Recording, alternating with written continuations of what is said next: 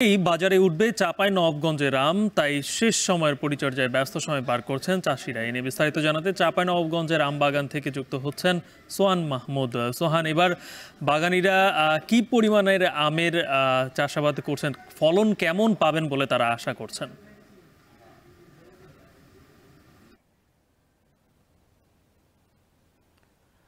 গালিব আমের রাজধানী খ্যাত হিসেবে পরিচিত চাঁপাইনবাবগঞ্জ এই জেলার আম দেশের বাজার ছড়িয়ে বিশ্ব বাজারেও রপ্তানি হয়েছে বহুবার। তবে এখন পর্যন্ত এই জেলার আম বাজারে ওঠেনি। চাষিরা বলছেন আজ থেকে 15 দিন পরে বাজারে উঠবে এই জেলার প্রথম আম গোপালভোগ। গোপালভোগের পরেই এ মাসের শেষ সপ্তাহের দিকে বাজারে উঠবে এখানকার খিসাপাত আম।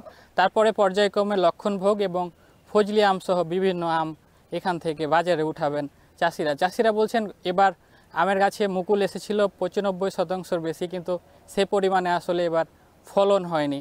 এজন্য তারা কিছুটা দুশ্চিন্তাগ্রস্ত। আমরা এখন দাঁড়িয়ে আছি যে আম গাছটির নিচে, এটি খিসাপাট, যেটিকে সারা দেশের মানুষ হিমসাগর নামেই চেনেন। তবে এই আম বাগানগুলোতে এসে দেখলাম ফলন অনেকটাই কম হয়েছে। কিছু আমের এবার ফলন কম হলেও বিশেষ করে ফজলি এবং আশিনার ফলন মোটামুটি ভালোই হয়েছে চাষিরা বলছেন।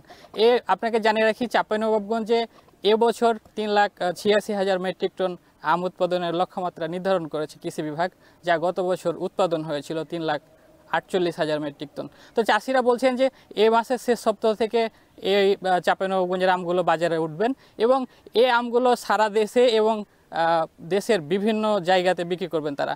এমনকি চাষিরা বলছেন যে এবছর যেহেতু চীন হাত বাড়িয়ে দিয়েছেন চাঁপাইনবাবগঞ্জের আম নেয়ার জন্য এবং চীনের কিছু প্রতিনিধি দলও চাঁপাইনবাবগঞ্জে এসেছিলেন, তারা মূলত চাঁপাইনবাবগঞ্জের আমবাগানগুলো ঘুরে দেখে পছন্দ করেছেন। তারা 1,20,000 মেট্রিক টন আম কেনার কথা জানিয়েছেন চাষিদের। তো এই ছিল চাঁপাইনবাবগঞ্জ থেকে সর্বশেষ। গালিব, চাঁপাইনবাবগঞ্জ থেকে যুক্ত ছিলেন সহকর্মী সোহান মাহমুদ।